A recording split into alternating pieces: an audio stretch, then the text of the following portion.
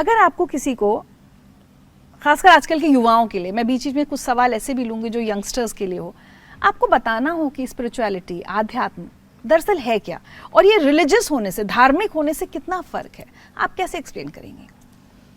आजकल का युवा इंटेलिजेंट है, पढ़े लिखे हैं, लॉजिकल हैं, प्रैक्टिकल हैं बहुत ज़्यादा, और वो किसी रिचुअल में बंधना नहीं चाहते। अगर आप उनको बोलो रोज़ सुबह दिया जला दो और उनको उसका कारण ना बताओ, उसका रीज़न ना बताओ, तो वो नहीं जलाएंगे। दे क्वेश्चन एवरीथिंग, हर चीज़ में उनको एक लॉजिक चाहिए, उनको एक साइंस चाहिए हर चीज़ में। लेकिन मुझे लगता है कि उनको आध्यात्म की इंट्रोडक्शन देनी बहुत ज़रूरी है। अब जैसे मैं आध्यात्म के बारे में बात तो कर रही हूँ, लेकिन उसको पैकेज नए तरीके से किया हुआ है, क्योंकि आज अगर मैं आपके साथ ही संस्कृत में बात करना शुरू कर दूँ तो आपको भी इंटरेस्टिंग नहीं लगेगा। तो आध्यात्म में ऐसी शक्ति है कि वो हर युग में, अब वो बेशक सतयुग रहा, त्रेता रहा, द्वापर रहा, या अब कलयुग का पहला चरण है, आध्यात्म अपने आप को उस तरह से पैकेज कर लेता है। तो युवाओं के लिए मैं एक ही चीज़ हमेशा बोलती हूँ कि स्पिरिचुअलिटी को आप एक वे ऑफ लाइफ मानिए। It's a way of life. इसके लिए कुछ आपको एक्स्ट्रा नहीं करना है, आपको किसी रिचुअल्स में नहीं पड़ना है। आप इसको सही समय पर सोना, सही समय पर उठना, सही खाना पीना, सही कंटेंट देखना। सबसे मेजर स्ट्रगल जो आज की डेट में आ रही है वो है कि डिप्रेशन और सैडनेस का कारण सोशल मीडिया बन चुका है। हमारे वेदों ने, हमारे शास्त्रों में कहा कि जैसी संगति वैसी गति। अब संगति किसकी मिल रही है हमारे यूथ को? सारा दिन कोई ना कोई ऐसे प्रोफाइल्स हम लोग चेक करते हैं, तो आप किसको फॉलो करते हो सोशल मीडिया पे, वो भी आपकी संगति ही है। दैट इज ऑल्सो डिसाइडिंग कि आप कौन हो, क्योंकि आजकल आप ज्यादा वक्त तो वहीं बिता रहे हैं हम। और खाना पीना कुछ भी समय से नहीं हो पा रहा।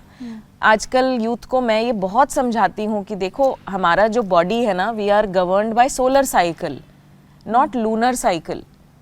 और यहीं से ही हमारी हेल्थ डिसाइड हो जाती है, हमारी वेल्थ डिसाइड हो जाती है। अब पहले अगर हम सूर्य उदय के समय उठते थे और अस्त के समय हम अपनी एक्टिविटी को कम कर देते थे, लेकिन आजकल आप देखिए इसका बिल्कुल उल्टा हो रहा है। दिन ढलने के बाद तो एक्टिविटी शुरू होती है।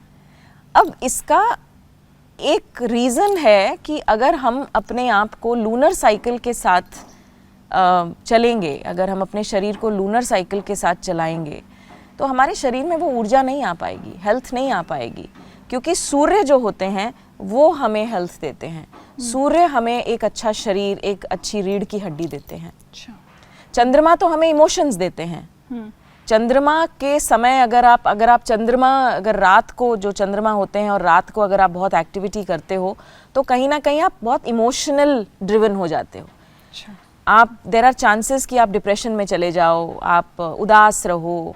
रात को जागने की तरीके, आजकल रात रात तक नेटफ्लिक्स देखते हैं। तो मुझे लगता है कि ये बेसिक चीज़ें ही अगर आज हम अपने युवाओं को सिखानी शुरू करें, तो उनका physical health, mental, emotional, spiritual सब बहुत सही हो जाएगा। आपने एक बहुत अच्छी बात कही कि युवाओं से अगर कहेंगे कि दिया जलाओ तो वो नहीं जलाना चाहेंगे। आपके साथ मैंने एक चीज़ देखी, अच्छा एक क्या होता है, मेरे जैसे लोग भी, हम लोग सब ये समझते हैं कि अच्छा स्पिरिचुअलिटी तो ये है कि मेडिटेशन करो, लेकिन ज़रूरी नहीं कि किसी भगवान को, किसी एक ईश्वर को, कि आप गणेश के भक्त हो या कृष्ण के या महादेव के, ऐसा नहीं है। ये करना तो धार्मिकता हो जाती है। आपके अंदर मैं एक बड़ा खूबसूरत ब्लेंड देखती हूँ दोनों चीज़ों का। तो आप अपने आप को आप कैसे एक्सप्लेन करती हैं कि आपके अंदर वो स्पिरिचुअल वो भी है, आप मेडिटेशन भी करा रही हैं, लेकिन एक महादेव की भक्त भी हैं? कई बार लोग सोचते होंगे ये स्पिरिचुअल साइड ज़्यादा इनकी वो है या रिलीजियस। मुझे लगता है जीवन का अर्थ है योग। योग यानी जोड़ना, आपका और मेरा जुड़ना, काम का जुड़ना, घर में एक पति पत्नी का जुड़ना। मेरी जो समझ है, इतने 3 डेकेड्स हो गए, अब 30 साल हो गए, ऋचा, मुझे लगता है हर चीज़ का एक बैलेंस एस्टैब्लिश करना, समभाव एस्टैब्लिश करना बहुत इम्पॉर्टेंट है। अर्धनारीश्वर का कॉन्सेप्ट भी यही हमें बताता है कि किस तरह से हम अपने अंदर ईड़ा और पिंगला को बैलेंस करते हैं, सूर्य और चंद्र नासिका को बैलेंस करते हैं। जब तक हमें ये बैलेंस समझ में नहीं आएगा ना, तो हमारे अंदर की स्ट्रगल चलती रहेगी। ऐसे ही हमारे आध्यात्मिक जीवन और भौतिक जीवन का बैलेंस बहुत ज़रूरी है, और आध्यात्म हमें यही सिखाता है। रिलीजियस होना ज़रूरी है। आप जिस परिवार में पैदा हुए हैं, वहाँ की परंपराएं, वहाँ के जो तौर तरीके हैं, वो कहीं ना कहीं रिलीजन में आते हैं। रिलीजन बना था हमें ऑर्गेनाइज करने के लिए, हमें डिसिप्लिन करने के लिए। सब रिलीजन्स का निचोड़ है आध्यात्म। जब मैं सत्संग करती हूँ तो कभी कई बार जब उपनिषदों से कोई ऐसा या भगवत गीता से कुछ ऐसा पढ़ाया जाता है, तो कई ऐसे पाकिस्तान से भी लोग हैं जो कि मैंने आपको बताया भी था कि उन्होंने उसी वर्स को कुरान शरीफ से निकाल के दिखाया कि देखिए माँ जी, ये वही चीज़ बोली गई है, और वो ह्यूमैनिटी से रिलेटेड थी। सो मुझे ऐसा लगता है कि स्पिरिचुअलिटी सब रिलीजन्स का निचोड़ है, जो हमें इंसानियत की तरफ, एक अच्छे जीवन की तरफ, एक बैलेंस्ड लाइफ की तरफ लेकर जाती है। और कोविड में हम सब ने देखा, ऑक्सीजन की कमी हो गई। ऑक्सीजन, उसमें कहाँ कोई हिंदू मुस्लिम सिख ईसाई था, ऑक्सीजन था, और सब ने प्राणायाम शुरू किया। आई फील कि हम एक ऐसी जगह पे पैदा हुए हैं भारत भूमि पर, जहाँ पर सिर्फ संतों का आशीर्वाद है।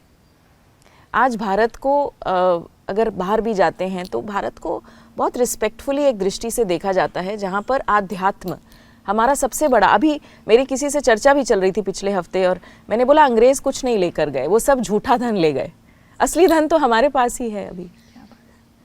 तो ये जो बैलेंस है ना, जो कि इस रास्ते पर चलने से ही समझ में आता है, और सोच है ये एक हमारा व्यवहार बन जाता है कि हर चीज़ को हम एक समदृष्टि से देखना शुरू कर देते हैं।